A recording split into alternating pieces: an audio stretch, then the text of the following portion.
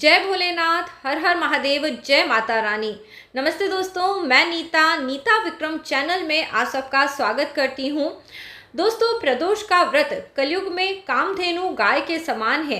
ये स्त्री एवं पुरुषों के सभी प्रकार के मनोरथ पूर्ण करने वाला व्रत है। इस व्रत को करने से धन धान्य, स्त्री पुत्र, बंधु बांधव, सुख संपत्ति जैसी भी इच्छा आप करते हैं, हर प्रकार की सांसारिक इच्छा पूर्ण हो जाती है।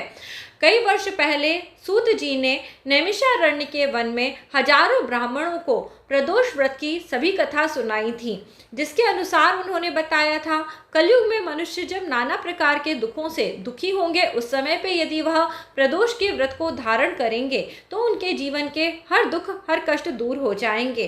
प्रदोष व्रत अलग अलग वार से शुरू करे जाने पे इसका अलग अलग फल बताया जाता है।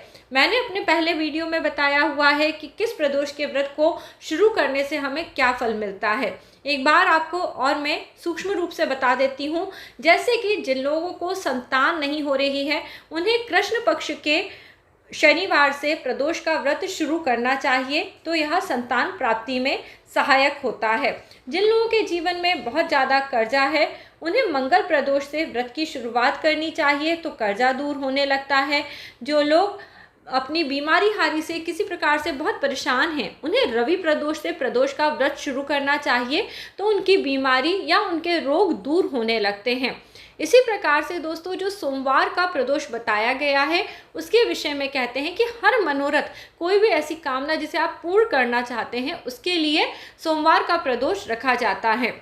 दोस्तों, जब शुक्रवार के प्रदोष की बात आती है, क्योंकि आज हम शुक्र प्रदोष के बारे में बात करने वाले हैं, तो ये आपके जीवन में पति पत्नी के रिश्ते अच्छे हों, घर सांसारिक जीवन अच्छा चले, आपके पास धन, सुख, सौभाग्य, वैभव की सभी वस्तुएं आसानी से आपको उपलब्ध हो पाएं, इसलिए रखा जाता है। साथ ही साथ जिन लोगों का शादी विवाह नहीं हो रहा है, वह लोग भी शुक्रवार के त्रयोदशी से व्रत शुरू करते हैं, तो उनके सौभाग्य में वृद्धि होती है। यानी स्त्री की कामना से या सौभाग्य की कामना से त्रयोदशी का व्रत जब भी शुक्रवार के दिन से रखा जाता है, तो यह आपके कामनाओं की पूर्ति कराता है। दोस्तों, स्वयं शिव चालीसा में हम इस वर्णन को सुनते हैं, त्रयोदशी व्रत करें हमेशा, तन नहीं ताके रहे कलेसा।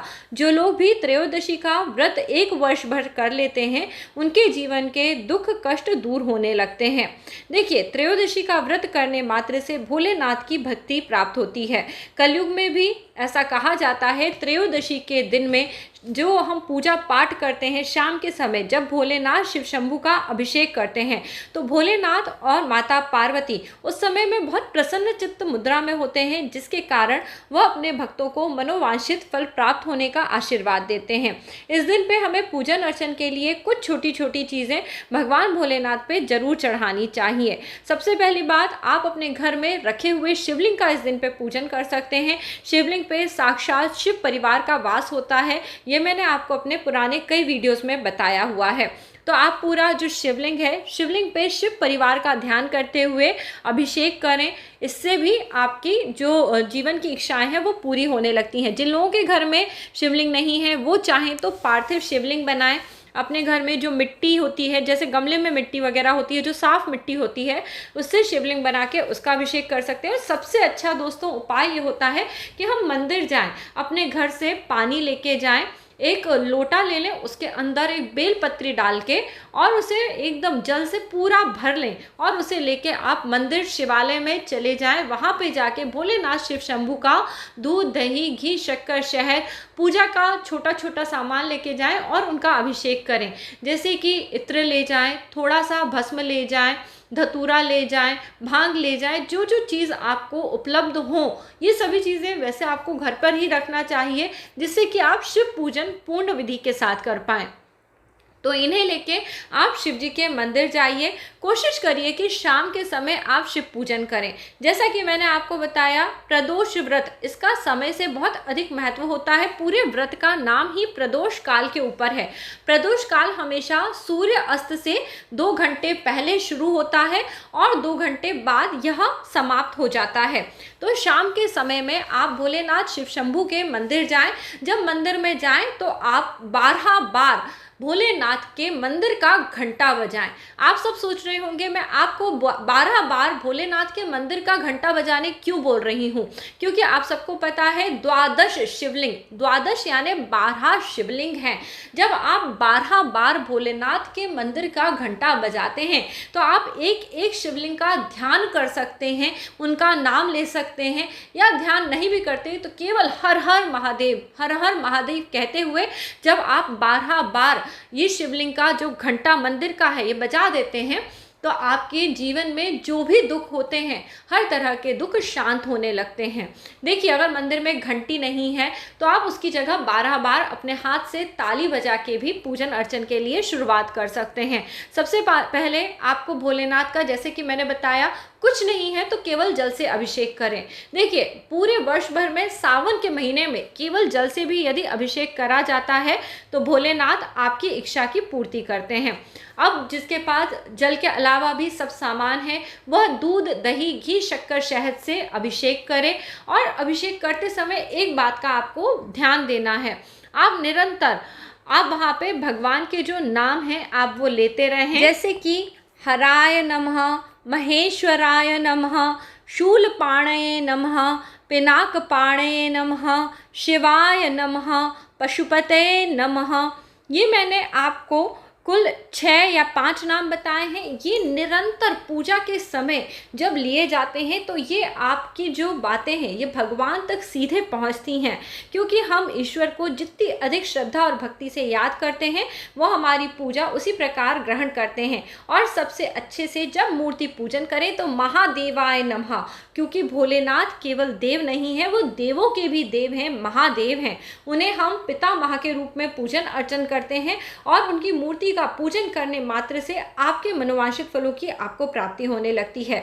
कलयुग में दोस्तों नाना प्रकार के दुख हैं। जो लोग अपने वैवाहिक जीवन को लेकर बहुत परेशान हैं, उन्हें लगता है कि शादी के बाद उन्हें सुख नहीं मिल रहा है, घर में किसी न किसी प्रकार का टेंशन बना रहता है, उन्हें जो अपना अभिषेक का जल है, अभिषेक करते वक्त या अभिषेक करने के बाद वहाँ पे भगवान पे इत्र जरूर लगाना चाहिए।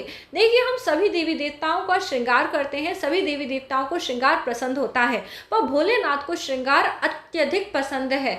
आप जब भी देखेंगे महाकाल हो या कोई ना कोई ज्योतिर्लिंग होते हैं तो आप देखेंगे उनके श्रृंगार की विशेष महिमा है। सुबह के समय कभी अलग श्रृंगार होता है, कभी शाम के समय अलग श्रृंगार होता है। तो भोलेनाथ पे इत्र जरूर अर्पित करें। भस्म अर्पित करने से आपके जो दुख हैं, आपके जो कष्ट हैं, जीवन में जो शनि की तकलीफें हैं वो दूर हो जाती हैं। तो भस्म भी जरूर अर्पित करें। अब बेलपत्री, ये सब चीज़ें बहुत ज़रूरी होती हैं दोस्तों। आपको आसानी से नहीं भी मिले तो आपको कोशिश करके हर एक चीज़ भगवान की पूजा में लेके आना चाहिए। बेलपत्री दोस्तों आपको पूजन में ज़रूर अर्पित करनी है। कई लोग तो बिल्कुल 108 बेलपत्र लेके जाते हैं और तीनों के तीनों जो बेलपत्र होते हैं उस पर सफ़ेद चंदन और केसर से तिलक लगाते हैं और भोलेनाथ को वहाँ बैठ के ओम नमः शिवाय कहते हुए 108 बेलपत्र अर्पित करते हैं, जिससे उनके जीवन के जन्म जन्मांतर के दुखों का नाश होने लगता है। दोस्तों, आपसे जितना मन पड़े आप उतना बेलपत्र जरूर चढ़ाएं। 108 नहीं होता है तो कम से कम 27 बेलपत्री चढ़ाएं, क्योंकि हर एक बेलपत्र में 3-3 पत्ते होते हैं, तो उस हिसाब से भी 108 पत्ते कम से कम आप जरूर अर्पित करें। अब इसके अलावा आप एक और अचूक उपाय जरूर करें, क्योंकि आज प्रदोष का दिन है। आज के दिन पे आप 8 दिए बना लें। 8 दिए दोस्तों अपने घर में आप सब तरफ लगा दें, बाहर की तरफ जरूर लगाएं। इन 8 दियों को लगाने से ऐसा माना जाता है हमारे जो घर की 8 दिशाओं में किसी न किसी प्रकार की नकारात्मकता आ जाती है, वो नकारात्मकता दूर होने लगती है। देखिए, नेगेटिविटी एक ऐसी चीज़ है जो घर के लोगों को आगे नहीं बढ़ने देती। घर के लोगों के जीवन में आए दिन कोई ना कोई समस्या आती है, कभी नौकरी की समस्या आती है, कभी पारिवारिक झगड़े होते हैं, कोई ना कोई समस्या बन ही रहती है। तो ये 8 दिए जो हैं यह आपके घर की हर नेगेटिविटी को दूर कर देंगे और भोलेनाथ भोलेनाथ का आशीर्वाद आपको मिलने लगेगा। आपके घर की नेगेटिविटी दूर होगी और आपके घर में आपके काम जरूर बनने लगेंगे। दोस्तों, भोलेनाथ का पूजन अर्चन करते वक्त उनका नाम जाप करना, उनके नाम लेने का एक विशेष महत्व होता है। नीता विक्रम चैनल पे मैंने पिछली बार वीडियो बनाया था कि अगर आप पूजा नहीं भी करते तो भी यदि आप भोलेनाथ के 12 ज्योतिर्लिंग के नाम हर दिन सुबह लेते हैं तो ये आपके जीवन के कष्टों को दूर करते हैं और आपके पापों को भी दूर करते हैं। देखिए, हम सुबह सुबह उठ के अगर ईश्वर का नाम लेंगे तो हमारी बुद्धि में अच्छे भाव होंगे, हमारी बुद्धि कुत्सित नहीं होगी और हम नेगेटिविटी से बच जाएंगे। तो आपको भी 12 ज्योतिर्लिंग के नाम लेके या दिन भर में आप कभी भी 12 ज्योतिर्लिंग के नाम लीजिए, देखिएगा आप नेगेटिविटी से दूर होने लगेंगे, आपके कर्म स्वतः ही अच्छे होने लगेंगे और जीवन में आप तरक्की के मार्ग पे चलने लगेंगे। देखिए, भोलेनाथ शिव शंभु हैं, स्वयं शिव हैं और सत्य हैं। तो वो कभी भी ऐसे लोग जो झूठ बोलते हैं, जो कोई गलत काम करते हैं, उनका सहायता नहीं करते हैं और कर्मों का फल तो मिलता ही है। कलयुग में आपको आज नहीं कल, कल नहीं परसों कर्मों का फल मिलेगा। तो कभी ये मत सोचिए कि हम पूजा करेंगे और गलत काम करेंगे तो बच जाएंगे। इसलिए हमेशा सही काम करने के लिए अपने आप को तैयार रखें और सच बोलें, सच का साथ दें और सही काम करें। साथ में 12 ज्योतिर्लिंग का नाम भी लीजिए, देखिएगा आपके जीवन के बड़े बड़े कष्ट दूर होने लगेंगे। प्रदोष के दिन पे भोलेनाथ माँ पार्वती के साथ नंदी, श्रृंगी, भृंगी जो भी उनके सभा में लोग होते हैं वो सब बहुत प्रसन्न मुद्रा में होते हैं। तो दोस्तों, कई बार ऐसा होता है कि राजा यदि आपकी बात सुनते हैं तो उसके पीछे कोई ना कोई उनके जो सेवक होते हैं वो काम करते हैं। यदि आपकी कोई ऐसी विशेष मनोकामना है जो आप चाहते हैं भोलेनाथ जरूर सुन लें तो आपको नंदी को ज़रूर बताना चाहिए। नंदी जी को आप मंदिर में जब जाते हैं तो उनकी एक तो सबसे पहली बात, मंदिर में जाएं, नंदी जैसे बैठे रहते हैं तो नंदी की पीठ पे पूंछ की तरफ हाथ जरूर फेरें और उनके कानों में आप अपनी मनोकामना बोलें। देखिएगा भोलेनाथ आपकी मनोकामना अवश्य सुनेंगे और वो पूरी भी होगी। अब दोस्तों, कलयुग में आप सभी को पता है धर्म के रूप में बैल को माना जाता है और साथ ही साथ गौ माता का अत्यधिक पूजन करा जाता है। तो किसी न किसी रूप में, चाहे गाय हो, बैल हो, इनका सेवा करना मात्र ही आपको भोलेनाथ की कृपा का पात्र बना देता है। तो आज के दिन पे हो सके तो आप गौ माता को रोटी खिलाएं, आप उन्हें चारा दें, जो आपसे बन पड़ता है वो करिए, क्योंकि पूजा करने मात्र से ही हमारे हर कार्य सफल नहीं होते। हमें थोड़ा दान पुण्य करना चाहिए और इस कलयुग में भूखों को अन्न खिलाना या अनाज का दान देना आपके लिए अत्यधिक फलदायक रहता है। तो आज के दिन आप गौ माता को रोटी खिलाएं, गाय ना मिले तो बैल को भी आप रोटी खिला सकते हैं। ये कार्य आप जरूर कर लें। देखिएगा, प्रदोष काल के अलावा यदि आप ये छोटे छोटे कार्य करते हैं तो आपके जीवन के दुख कष्ट जरूर दूर होंगे और सावन खत्म होने से पहले जो भोलेनाथ का पूजन अभी तक आप नहीं कर पाए हैं तो इन पूजन को आप कर लेंगे तो आपको सावन की पूरी पूजा का फल मिलने लगेगा। सावन के माह में करे हुए हर एक कार्य से भोलेनाथ माता पार्वती शीघ्र प्रसन्न होते हैं और ये कलयुग में आपकी हर इच्छा को पूरी करने का अचूक साधन है। तो दोस्तों, नीता विक्रम चैनल पे जुड़ के आप सभी जान रहे थे शुक्रवार प्रदोष त्रयोदशी व्रत के विषय में। यदि जानकारी आपको पसंद आई है तो इस वीडियो को लाइक ज़रूर करिएगा। प्रदोष के व्रत में कब करना है, कैसे करना है, ऑलरेडी वीडियो चैनल पे है। तो नीता विक्रम प्रदोष व्रत ऐसे करके जब आप सर्च करेंगे तो आपको वीडियो मिल जाएगा, आप जानकारी देख सकते हैं। और इसके अलावा मेरे सभी वीडियो देखने के लिए चैनल सब्सक्राइब करें, वीडियो को लाइक करें। जिन लोगों को अपना कुंडली परीक्षण कराना है वो व्हाट्सएप के थ्रू मुझसे कांटेक्ट कर सकते हैं। इस वीडियो के नीचे पहले कमेंट सेक्शन में मैं अपना फ़ोन नंबर छोड़ रही हूँ, तो आप मुझे कमेंट ज़रूर करिए। अगला वीडियो लेके मैं जल्दी ही मिलूंगी। जय माता रानी दोस्तों।